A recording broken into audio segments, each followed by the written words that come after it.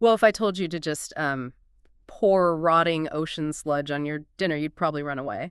But today we're jumping right into our deep dive, looking at some really charming sources from Oma's organic kitchen garden. Right. To show you why that stinky sludge is actually the secret to the best tomato you will ever eat. Exactly. We're looking at a garden visit between two students, Kesser and Steen.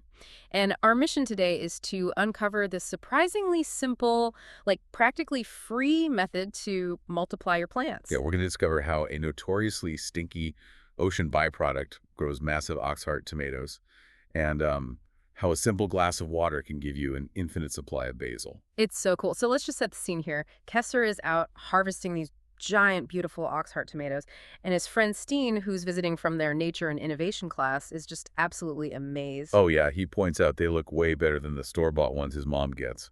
But then Kessler drops the secret, which is decomposing seaweed. Which I love. But Steen notes his mom refuses to believe you can grow food in seaweed because she thinks it just, stinks rotten. Which is fair. I mean, it does smell. It really represents that conditioning where we think fertilizer has to be, odorless chemical granules in a plastic bag. Right. It's like a pungent, stinky cheese. The smell might be really off-putting initially, but you kind of have to get past it for the incredible payoff. Exactly. It challenges our assumptions about what makes good fertilizer, proving that these practical organic methods often just completely outperform commercial alternatives. Yeah, and once you do that, the mechanism behind why it works so well is incredible.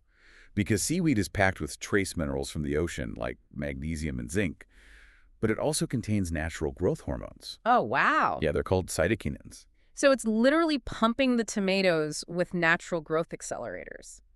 It makes total sense why heavy-feeding varieties like oxhearts get so massive. Right. You can't have giant oxheart tomatoes without making a classic tomato salad, which Steen's dad apparently loves with just salt, pepper, and olive oil. The absolute best way to eat it. But obviously, that salad needs basil, which leads directly to Kesser's next brilliant trick. He shows Steen this phenomenally fragrant basil plant. And then he just demonstrates how to clone it right there on the spot, Yeah, he clips a long shoot just below a leaf pair, right where new leaves are budding. which is a node. Yeah, right, exactly. It's just pure efficiency. They pluck the large bottom leaves to eat in tonight's tomato salad and simply drop the leftover bare stem into a glass of water to create a brand new plant. And the instructional illustration we have in the source material highlights this perfectly. Once you place it in that glass of water, the bare stem quickly sprouts a whole network of roots. It happens so fast. It really does. And from there, as Kesser explains, you simply transfer it to a pot with compost. And boom, it develops a robust root system and becomes a full plant for your terrace. Exactly. It proves that growing incredible food doesn't require a massive farm or, expensive chemicals. Right, just some stinky seaweed, a glass of water, and a bit of know-how. So to wrap up, I want to leave you with this final thought to kind of chew on. Okay, let's hear it. Well, if a simple leftover stem snipped at exactly the right spot can regenerate an entirely new, thriving basil plant in a plain glass of water, what other everyday vegetables or herbs sitting in your fridge right now are secretly just waiting for a second life on your windowsill?